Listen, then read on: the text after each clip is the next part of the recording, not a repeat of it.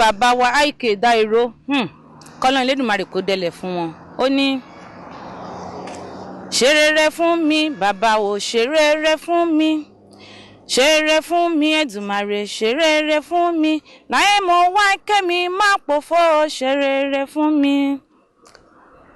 Èmi á jẹun kò fọ́mọ mi o ọmọ láṣọ, èmi á jẹun kò fọ́mọ mi o ọmọ láṣọ, ìran àdàbà wọ́n jẹun kò fẹ́yẹlé, ìran òròfó jẹun kò fọwọ́kọ̀, èmi á jẹun kò fọ́mọ mi o ọmọ láṣọ.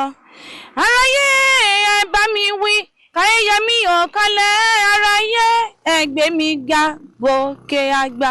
Bẹ́ẹ̀ kúkú ni nítorí pé a ti júbà Elédùmarè, a sì ti júbà ẹ̀yin ọmọ aráyé náà, kẹ́ ẹ túbọ̀ gbé wa ga bí ẹ ṣe ń gbé wa ga, ká má dẹni rẹ̀ sílẹ̀. Mo rò wípé ẹ gbádùn ètò ìṣẹ̀ǹbáyé ti ọ̀sẹ̀ yìí. Tí ẹ bá gbádùn ẹ tún pàdé wa lọ́sẹ̀ tó ń bọ̀, ṣùgbọ́n o à ń retí ìpolówó yín lórí ètò ìṣẹ̀ǹbáyé àti Sálákọ́ní àṣà, níbi tí a ti ń kọ́mọ láṣà, ìṣe àti èdè ilẹ̀ Káàárọ̀ Oòjíire. Láyọ̀.